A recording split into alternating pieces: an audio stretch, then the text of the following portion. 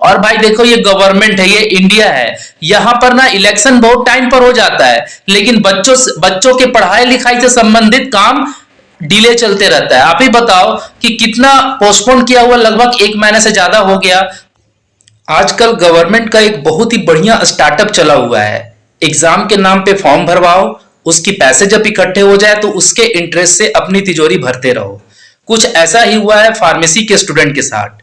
Diploma in pharmacy exit exam के नाम पर फॉर्म भराया गया। जब करोड़ों रुपए इकट्ठे हो गए, अब ना तो उनका कोई नोटिफिकेशन है एग्जाम को लेकर के, बस एक लास्ट नोटिफिकेशन यही है कि हमें अप्रूवल नहीं मिला है। अरे भाई, जब अप्रूवल नहीं मिला था तो क्यों एग्जाम करवाने के लिए आप इतने बेचैन हो गए थे?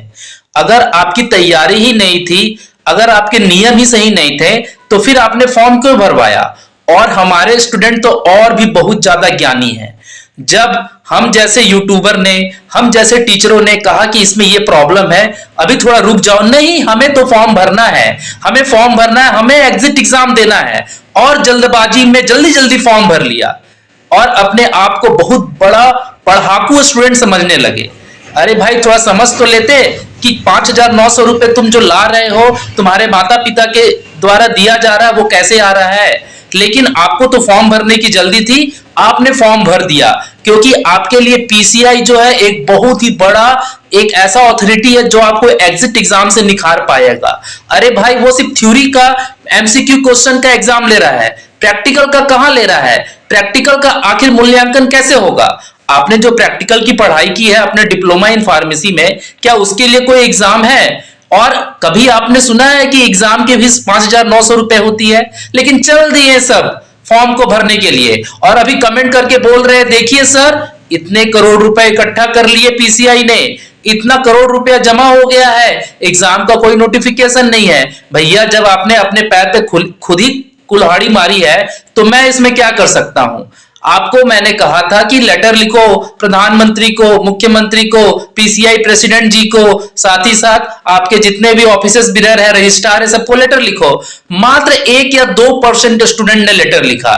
उससे क्या होने वाला है? कोई कहता है कि जो एक्स पर है ट्रेंड चलाएंगे, कुछ होने वाला नहीं है। आप लोग अपनी यूनिटी दिखा नहीं सकते, और अब इसी चीज का फायदा उठा करके ये जो नए नए रेगुलेशन है या एग्जाम में लेट होना, ये सब होते रहता है, क्योंकि पीसीआई को मालूम है ये स्टूडेंट जो है, इनके बस में कुछ भी नहीं है। अगर ये कोर्ट भी जा रहे हैं तो मात्र 3 स्टूडेंट जाते हैं, मात्र 5 या 6 स्टूडेंट अभी इलाहाबाद हाई कोर्ट गए हैं।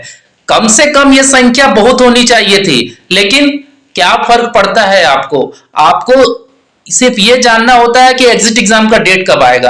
अरे भाई, डेट कब आएगा, पहले अप्रूवल तो मिलने दो।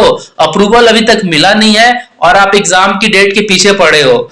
जो चेंजेस करने थे पीसीआई को, वो पहले करने चाहिए थे, एग्जाम के फॉर्म भरवाने से पहले। अब एग्जाम का फॉर्म भरवा लिया है और इतने सारे पैसे इकट्ठे कर लिए हैं, अभी इनको अप्रूवल चाहिए। और भाई देखो, ये गवर्नमेंट है, ये इंडिया है। यहाँ पर ना इलेक्शन बहुत टाइम पर हो जाता है, लेकिन बच्चों के पढ़ाई लिखाई से संबंधित काम डिले चलते रहता है। आप ही बताओ कि कितना पोस्टपोन किया हुआ, लगभग 1 महीने से ज्यादा हो गया। अभी तक कोई नया नोटिस आना चाहिए था, कोई एक तरह का सर्कुलेशन आना चाहिए था कि भाई ये डेट को, टेंटेटिव डेट को एग्जिट एग्जाम हो सकता है, तो बच्चे भी अपने मन में पढ़ाई कर रहे होते हैं। ना हमें पढ़ाने में मन लग रहा है आपको, और ना आपको पढ़ने में मन लग रहा है, और ना ही आप ये सोच रहे हैं कि हमारा रजिस्ट्रेशन कैसे होगा। 2-2.5 लाख रुपया खर्च करके आपने डिप्लोमा किया फार्मेसी का, अब रजिस्ट्रेशन नहीं हो रहा है, तो ना तो आप दवा दुकान खोल पा रहे हो, और ना ही कहीं पर फार्मासिस्ट के तौर पर काम कर पा रहे हो।